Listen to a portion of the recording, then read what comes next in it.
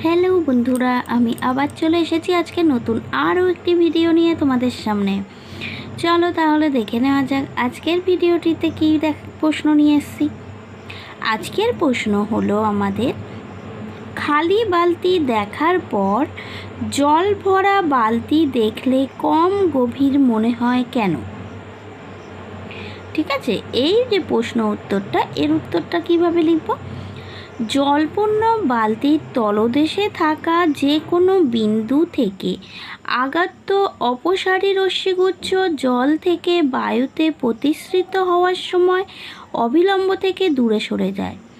চোখ এই বাঁকা পথ অনুসরণে ব্যর্থ হওয়ায় উপর থেকে ওই অপসারী রশ্মি বরাবর তাকালে সেগুলি যেখানে মিলিত হয় সেখানে পি বিন্দুর অসৎ প্রতিবিম্ব পিকে দেখে মাত্র, বস্তুকে নয়।